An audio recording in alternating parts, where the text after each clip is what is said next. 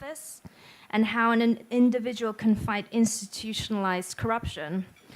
Dr. Swamy is quite expert in this area, having famously fought and won landmark cases that exposed abuse of power in India, including the telecom spectrum case, which was one of the largest corruption scandals in India that resulted in the imprisonment of a government minister for taking bribes.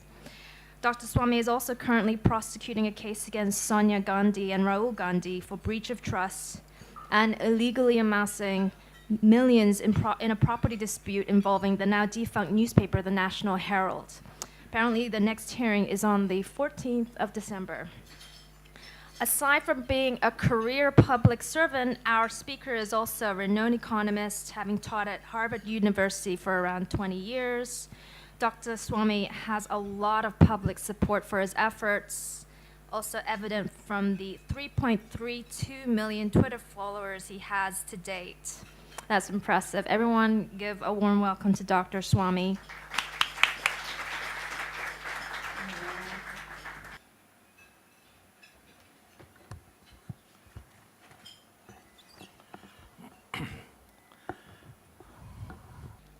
Corruption affects corruption, particularly by people in high places, affects our society in a number of ways.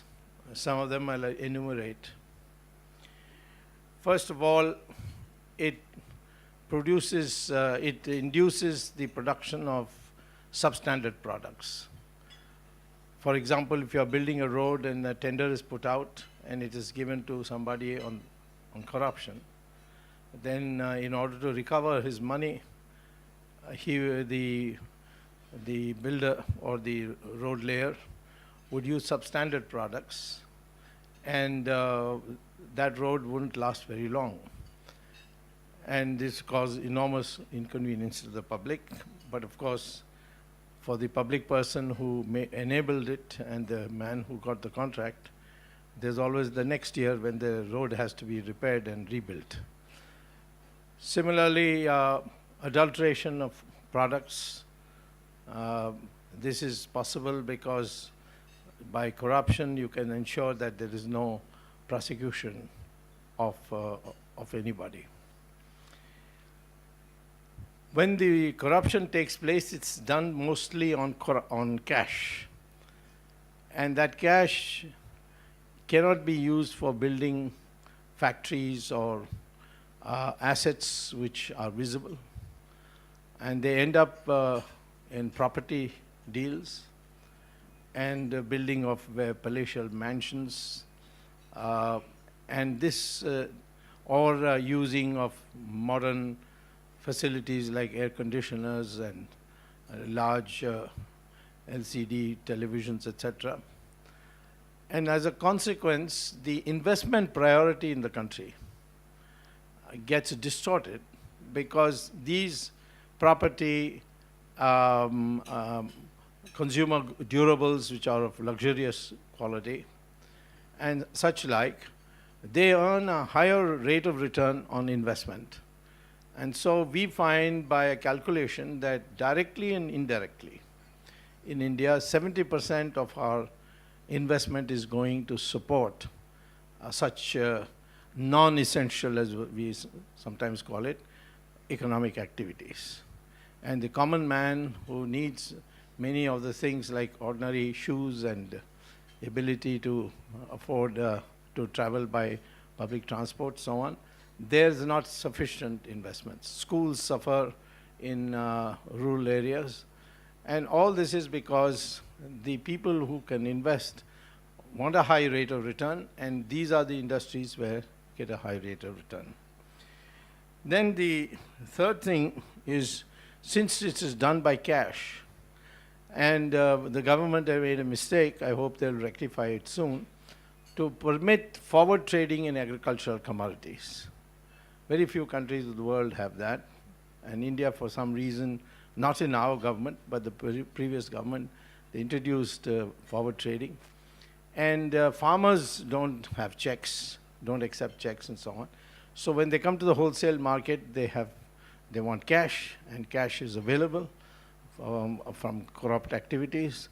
And so we find many corrupt people now buying agricultural products in the harvest time in these wholesale markets, and then putting them in storages, cold storages, causing an artificial shortage, and thereby spiking the agricultural prices. Even if then we have abundance of production in agriculture, which is assisted by a good monsoon rain, we find that agriculture prices keep going up and down. And this is another major impact which is having in our society. There are also other ways where our system is getting destabilized. They corrupt money, or the cash, is sent out abroad through the Hawala racket and returns back to India in the name of some financial derivative which I think no country in the world has invented, but the fertile mind of the Indian has. It's called participatory note. And these are issued by Morgan Stanley, then US Fidelity Investments, and Goldman Sachs.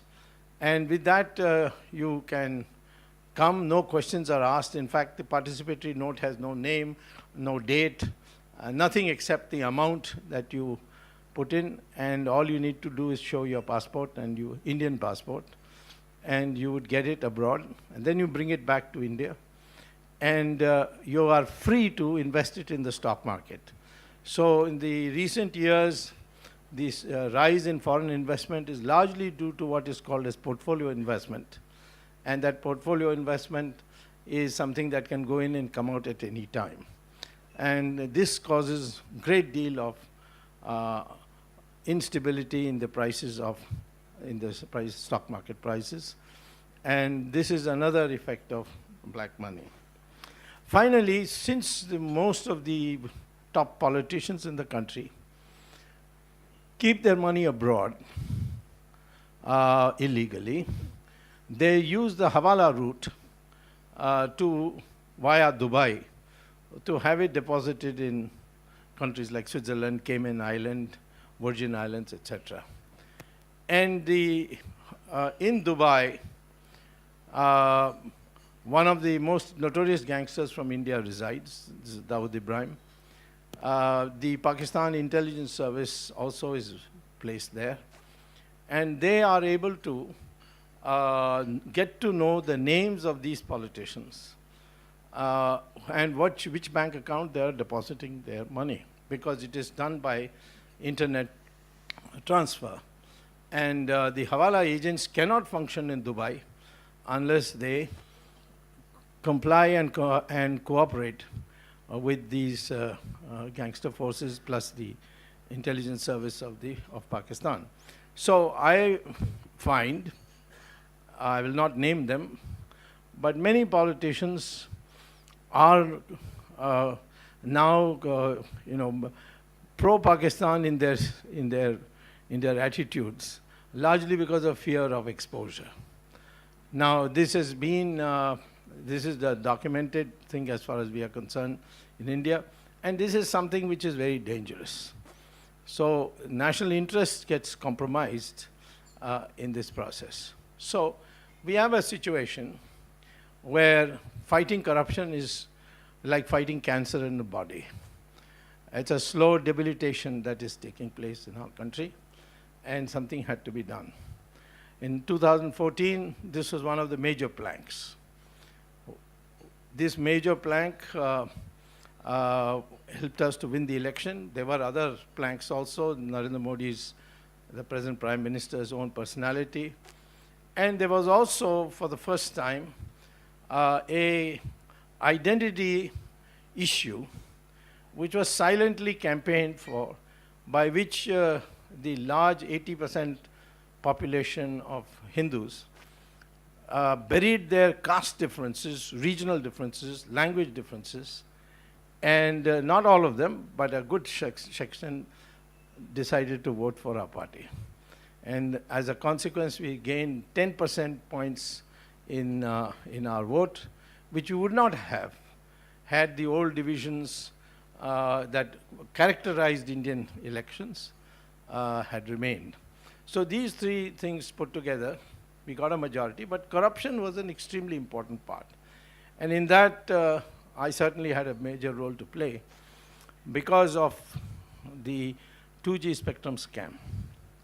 The 2G spectrum scam was simply this, that the government of India decided to sell spectrum to Indian companies at 1/10 the price it prevailed 10 years ago. And there was no auction. It was what is called as a first come, first served basis.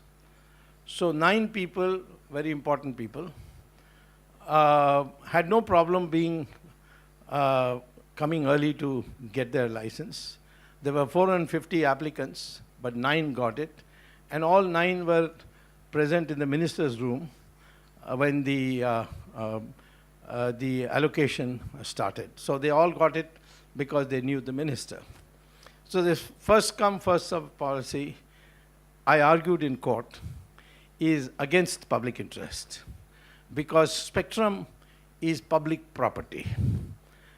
Whatever is the airwaves in the sky, it is not a personal property to be traded, but it's something where its public interest is there, and so public interest requires that the best price be obtained for the society.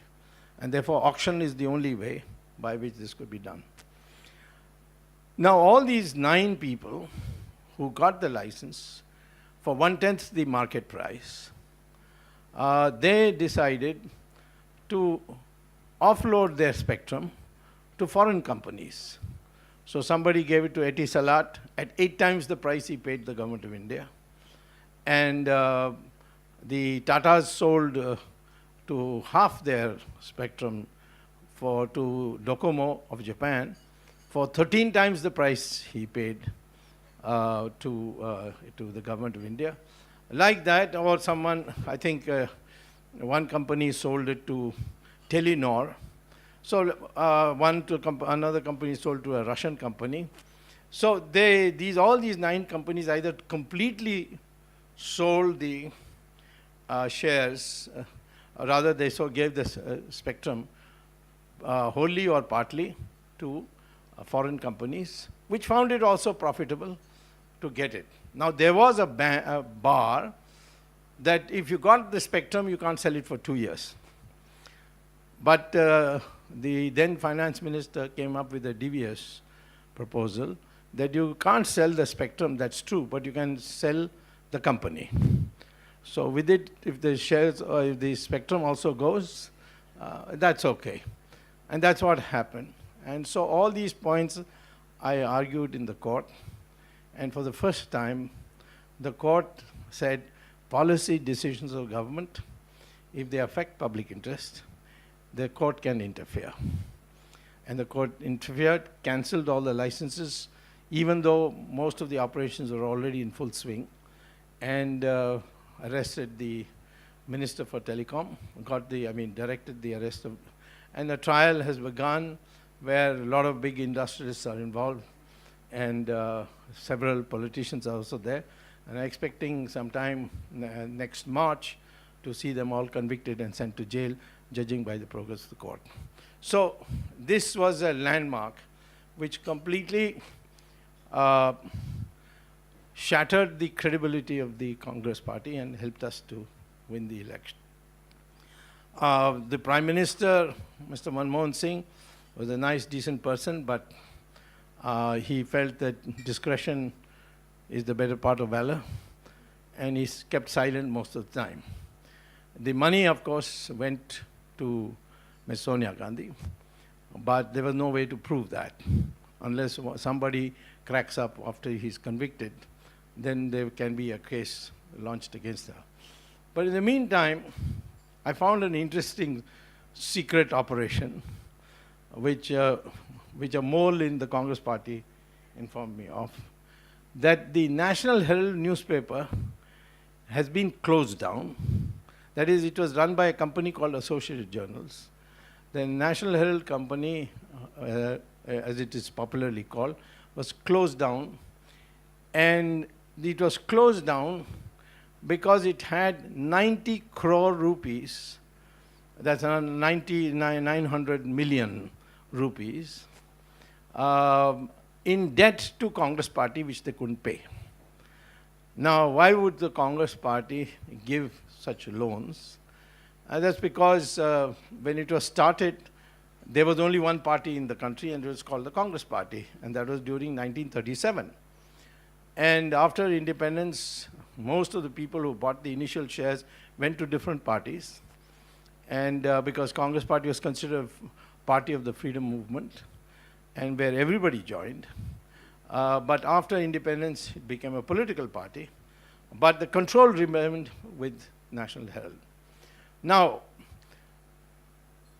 the trick was that Sonia Gandhi and her son created a private limited company. And in that, their share ownership was about 80%. So in a sense, they owned the company. And they had the other well-known politicians of Congress Party, like Motilal Vora, Oscar Fernandez, and two others, as directors, but they had very small, the remaining 20% was distributed amongst them. Now, this party, this company, authorizes one of the directors, namely Mr. Motilal Vora, to negotiate with the Congress Party that this National Herald Company cannot repay your loan. So you assign that loan to us, and we will give you 50 lakh rupees, that is 5 million rupees, as compensation for this gesture. So Mr. Motilal Nehru was asked to go and talk to the Congress treasurer, who also happened to be Motilal Vora. So Motilal Vora went and spoke to Motilal Vora to say that you can't recover this 90 crores or 900 million, so you assign it to us. So it was assigned for 50 lakh rupees. Now it's another story that this company started by Sonia Gandhi and her son. The total authorized capital was only 5 lakhs, that is 500,000 rupees. How they could afford to give them 5 million rupees, that's part of the trial.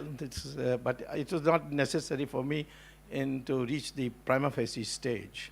So now, having got this assigned, then Mr. Motilal Vora went with this assignment letter to the National Herald Company and spoke to the chairman of the National Herald Company, chairman of the board of directors, who also happened to be Motilal Vora. So Motilal Vora spoke to Motilal Vora of National Herald and said that, see, you cannot discharge your 90 crores. Therefore, you give us 9 crore shares at 10 rupees a share. So that will cover your debt. Of course, they never thought they'll ever be questioned, so there was no board of directors meeting. There was no shareholders meeting. There was no offering shares to existing shareholders, nothing. And that 90 crores was assigned to, was sold in lieu of that debt to this young Indian company owned by Sonia Gandhi and Rahul Gandhi. The audaciousness of this is incredible. Now, first of all, National Herald Company had assets worth 20 million rupees with prime property in all the major cities. There was no question of their not discharging this debt. So I would, making a short of it, this was the kind of corruption that was taking place where every aspect of our society was being corrupted.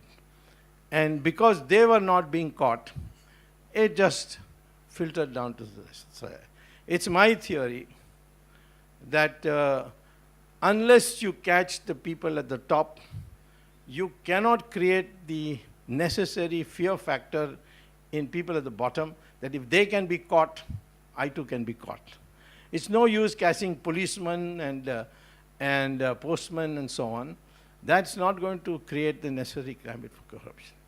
So I went and filed a case in court while Sonia Gandhi and her party was in power. It's not my government which has enabled me to do it. And argued, and I must say, I'm quite proud to say, that we have a lot of corrupt people in India, but we also have a lot of honest people in India. And this lady judge was fresh in appointment. And she took, of course, 1.5 years of questioning me on this, asking me to produce this document, that document. And finally she ruled that they were prima facie guilty and they should be summoned and arrested, and then if they were to be given bail, they would be given bail, and that order was passed. Against that order, they went to the High Court. It took a year there. I won there also. And then I went to the Supreme Court. They went to the Supreme Court.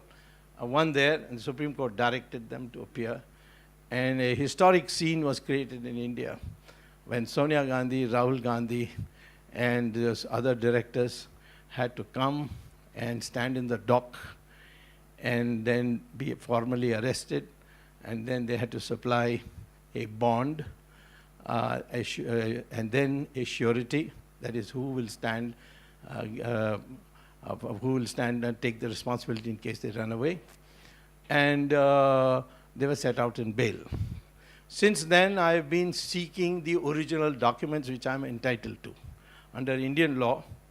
And by the way, this Indian law was originally framed by the British. There are some good things the British did, and it's pretty comprehensive. And there's plenty of room for an individual to do these things if he has the nerve to do it.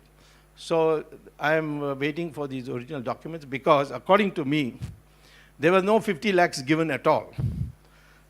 So I want the Congress party accounts to show me where you got it. Two, that the 90 crores loan claimed to be from the Congress party.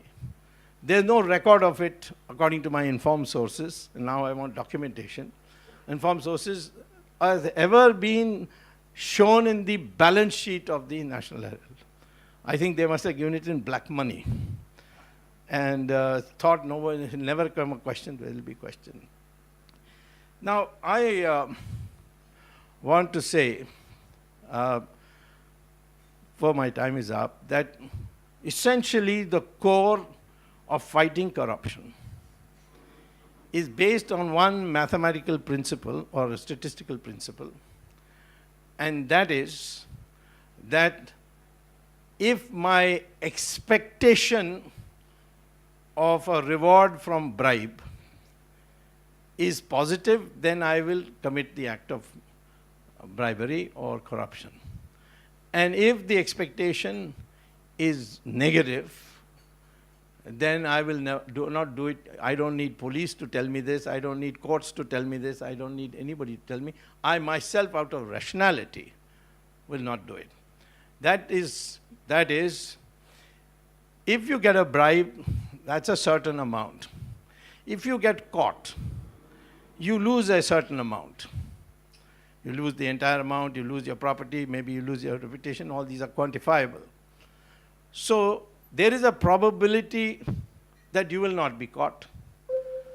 And by just subtracting it from 1, there is the probability that you will be caught.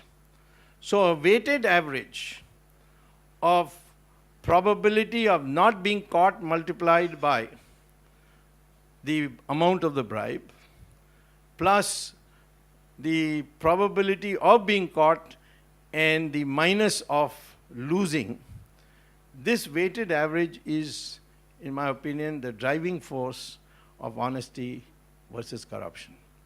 And therefore, we have to see how, if the probability of being caught is small, as it's in most third world countries, how can we design punishment which is so heavy that despite the probability being small, you still feel disincentivized from going ahead. You think that is not worth the risk, however small, because of the loss that you would suffer.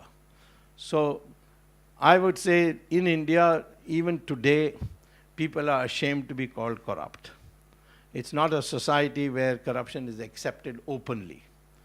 All corrupt politicians say they are honest, they are so simple, that they are like like Mr. Mahatma Gandhi, who just walked around with a loincloth around him, that we have nothing of our own. This is a standard refrain of all politicians. But because of this value system, if we do put into place a situation where we can rectify corruption, we can do it. There are many ways of doing it. When I came in here, everybody asked me about the demonetization.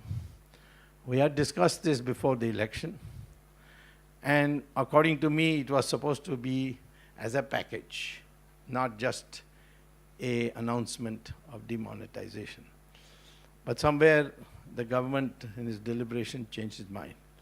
Second thing I feel that we have erred in is that the finance ministry ought to have, from the last 2.5 years we were in office, prepared a contingency plan that if we do demonetize, then how do we ensure that the ordinary people, particularly in far-flung areas, be provided the alternative clean money for what they have in 300, 500 rupee notes and 1,000 rupee notes. I was told when I was here by one of your members that the freight moving system in India is now coming to a halt because it requires a truck traveling from some long distance at least 45,000 rupees to pay for what they call as octroi or toll taxes. And where is he going to get that 45,000 rupees in cash, which is legal? That is, he will have to get in 100 rupee notes as of now. So there is no telling that if this kind of situation continues, we may have a shutdown. And I'm happy to see the urgency in the Prime Minister's thinking, and he has now decided that every 2 hours he's going to monitor through the Prime Minister's office this, and I'm sure that will come out of it. One thing we have definitely gained, and I think it's worth all the misery that we have imposed, and that is we have knocked out the counterfeit rupee printing by Pakistan as an option for now the terrorists. Earlier on, the Pakistanis had some advantage. I can only guess, I'm not making a assertion, that the counterfeit notes they produced was so akin to our legal currency that it was difficult to tell it apart. And the reason was that the currency paper was the same. Now, how did the Pakistanis get that currency paper? Well, we get our currency paper by a contract with a British company called De La Rue.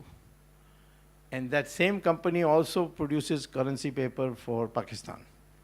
So it was an error on our part to have, it was not done by our government, it was done by the previous government. It was an error on our part to have continued with that contract. Because while I have no proof that the De La Rue company sold them our currency paper, but the fact is that the similarity is striking, and it's something that has facilitated Pakistan to create this kind of counterfeit note. As a consequence, all demonstrations in Kashmir have stopped. We haven't done anything new to pacify the people there. these young people who used to come, young boys who used to come, they are no more coming. And there are long queues outside the ATMs in Kashmir, who are ordinary people going and trying to convert their 500 rupee note and 1,000 rupee notes. And this only proves to us that the agitation was being financed by Pakistan. So there we have had a major gain. And it's a very big plus. But I wish we had set up kiosks in practically every corner of a city, in the rural areas, and so on. And that could have been done by contingency planning. Even today, the finance minister says that it will take him 3 weeks to modify the existing ATMs to provide for the new 2,000 rupee notes that we are issuing. Now, if you wanted 3 weeks, it should have been done earlier, not after the announcement. So maybe we are learning by doing, as they say. But the fact of the matter is that this is the thing that we have to do. There are other things we have to do. I will deal with the other in the question time. If somebody wants to know that tomorrow, if we want to get the money that's abroad, and that's almost $1 trillion. If you want to get it about how to do it, and what is the best way to bring it back to India, because that's the bigger share of participatory, of the corrupt money that is abroad. And therefore, I think India wants it, because I don't think for all the reportage of demonstrations, there is a equally big proportion which says we are willing to suffer this, provided it ends soon. So if in the next 2 weeks we are able to ensure that anybody who wants to change his now obsolete 500 rupee or 1,000 rupee note is able to get the new legitimate currency, I think the entire protest will disappear and there will be celebration in India. Thank you very much. Could you comment, please, on the extent of corruption within the judiciary itself, particularly amongst the judges, because I've heard some stories, there may be some. Well, if you are saying are there corrupt judges, yes, they are. But in a case which has attracted public attention and media attention, will that corrupt judge be corrupt? My experience is no. So, of all our decisions of the courts, what proportion do you think might have been bought or influenced? I would say it would be not more than 20%. In the level of the Supreme Court, it's very difficult to say that even one judge is corrupt. He might have a political inclination, and he might, but on the other hand, the judge who ordered Sonia Gandhi to go and face the trial was known to be a very close friend of the Congress party. And I appeared alone. I don't keep lawyers because I don't trust them, although my wife is a lawyer. But they brought in 7 senior-most lawyers. And the judge who's now going to be the Chief Justice of India very soon in January, he, a Sikh gentleman, and everyone was expecting that he'll give some relief, but he did not. And I think this public mood, this social media, this focus on television, all these are now a kind of cushion for us to pursue corruption very seriously.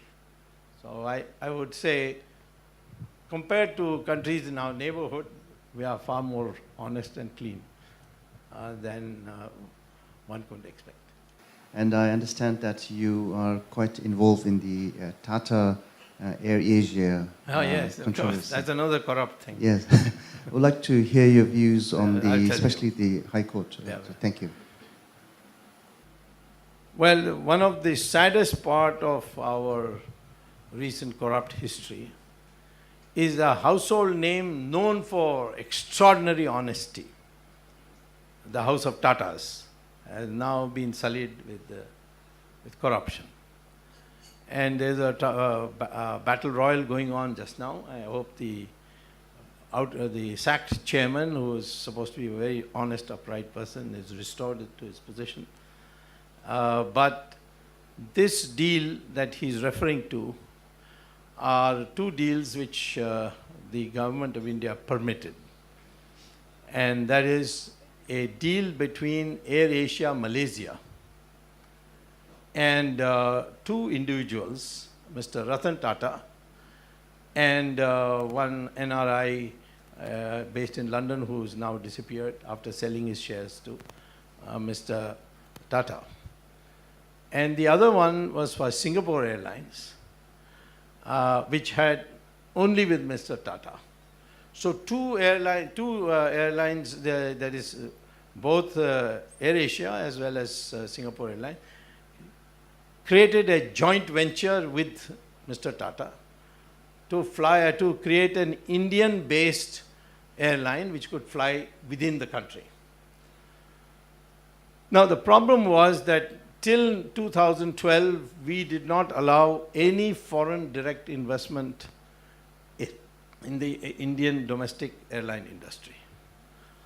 In 2012, because of the economic factors, etc., that were quoted, the government of India, the cabinet of that government of that time, decided that foreign airlines can invest up to 49% of the shares in existing Indian airlines, which are in dire need of money.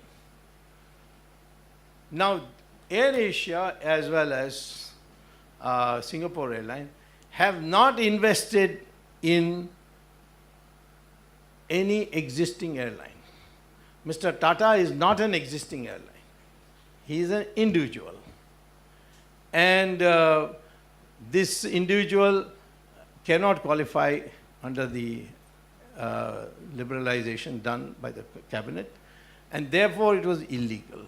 I raised it with the then previous government. It was also done by the previous government, and they didn't listen, so I went to court. And in court, I have come pretty far. The next hearing is also in December, on the 12th of December, and looks like it's going to be a final hearing. In the meantime, we have, out of this scandal that has erupted in the Tata board, we have found that there is a forensic audit report which shows that Mr. Tata bribed some individuals to ensure that this deal goes through. So that document we have got. In fact, I filed a production of document petition in the High Court, and the High Court has issued notice to Tatas to submit it. And I'm 100% certain that both these joint ventures will be struck down, as was in the case of the 2G's spectrum license, and say that under the existing laws, it cannot be permitted. These two airlines have actually cut into our domestic airlines, and some of them have suffered because of the competition. And therefore, even in terms of the need, there was no question about it at all. The demonetization is a one-time step which perhaps deals with the black money in India at this point in time. So firstly, how do we prevent the buildup of black money again, especially in light of a 2,000 rupee note certainly helping with that? Yes. And second, of course, is the question which you asked yourself about how do we bring the black money which is abroad, which far dwarfs the money in India? Well, I'll answer both questions. The first one is that unless you create incentives not to create black money, these measures have no long-term effect. What are those measures? I would say that the first thing Indians need to feel that they don't have to cheat is the abolition of income tax. And the abolition of income tax I particularly recommend because the total revenue from it is less than the revenue you get from one auction of the 2G spectrum. 2G spectrum. After 2G, we will have auctions of 3G next year and then 4G. So at least for our term, we will have no problem of filling in the gap. I also believe that if you abolish income tax, the rate of savings will go up. And as a consequence, the investment will go up and growth will go up, and through indirect taxes, we will be able to get the revenue that we lose by abolishing income tax. And that's in America called Laffer curve or something like that. Now, these are the kind of measures. I would also like to see that indirect taxes of all the commodities, if you rank them by the revenue they give in indirect taxes, the first 21 give you 90% of the revenue. In my opinion, all the remaining, in thousands all the excise tax from those should be removed. So when there is transparency and simplicity, I don't think that our people would like to be corrupt. It's only the feeling that there's no other way to get what you want. Otherwise, somebody who's a crook will get it. If you are a striving industrialist or a young professional, you think, you see, this is the only way to do it. There's no other way. The people surrender. But nobody is happy to the extent that I've met, except a few, who want to be known as corrupt people or have done corruption. So this is one aspect. The second thing about bringing money back from abroad, there are 4 known ways. One is the way of having bilateral agreements. For instance, in Switzerland, we have a mutual assistance pact, but then we have to specify the details of the account and who owns it, and have a case registered within India. Now that's a painful process. The second one is the way the Germans and the French did. When Chancellor Merkel found that Liechtenstein Bank had many German officials having accounts, she asked the government of Liechtenstein to give her the list, and they declined it, saying, no, this is our business and we'll be finished. So secrecy is important, and they declined. So the German government then bribed the senior-most official of the Liechtenstein Bank. They gave him $500 million, a US citizenship and passport, and plastic surgery to change his face. And he's now living happily in the United States with a new identity. And he gave the entire, he downloaded the whole thing, so even Indian names in it have come out, and the Germans have, after the Supreme Court directed the Indian government to get these names, those names have arrived. They are still in a sealed envelope. It will come out. The French repeated this with Hong Kong Shanghai Bank, and they gave us 800 names. The Germans gave us only 24 names, but Liechtenstein is also a small country. But the Hong Kong Shanghai Bank in Geneva, they gave us 887 names. And that is, it's not been prosecuted vigorously, I'm sorry to say, but certainly, given the new mood of the Prime Minister, this will be also pursued.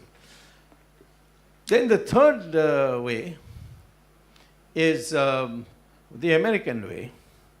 When they found that the Americans had bank accounts in Credit Suisse and Union Bank of Switzerland, they arrested the branch officials in Washington. And the next day, the Swiss people said, whatever you want, we are ready to do, please free them. And the entire list of names were provided to the Americans. And the fourth way, which is a legalistic way, and that is the 2005 United Nations resolution, which says that if a country, I mean, this is the legal interpretation, and I'm going to try it this Parliament session.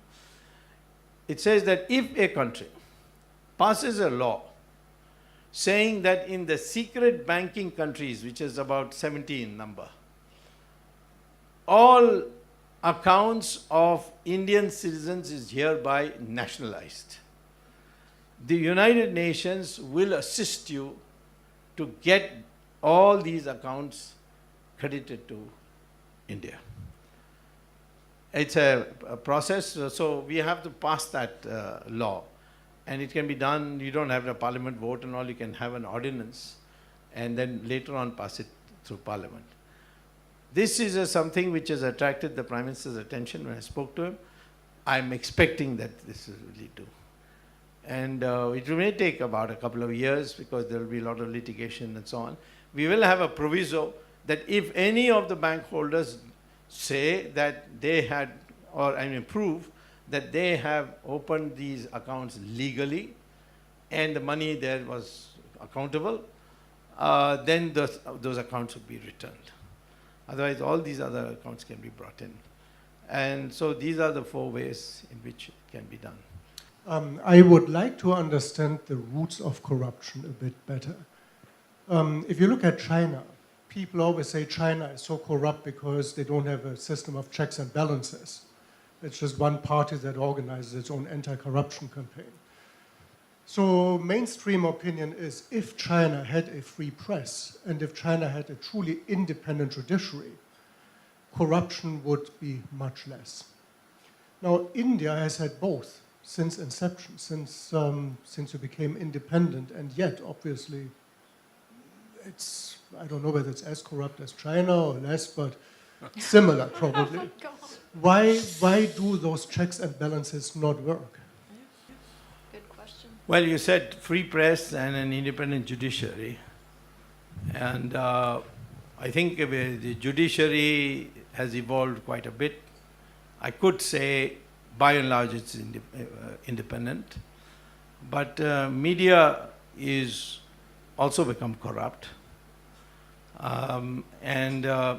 Although recently the government decided to issue a one-day ban on a prominent TV station called NDTV, I'm separately prosecuting them on the Air Asia matter because they got a bribe in that.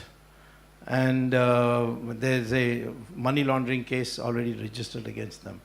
So we need our media also to be independent, but I don't agree that our corruption is more than China or as much as China. In China, you get caught only if you're against the party there, ruling party. In India, I think the process of people getting caught has started and it's going to continue. And I agree with your general proposition that if a country has a independent free press and an independent judiciary, then that country is unlikely to have any significant corruption. Thank you very much for a very insightful talk. A token of our appreciation. Oh, here you go. Thank you.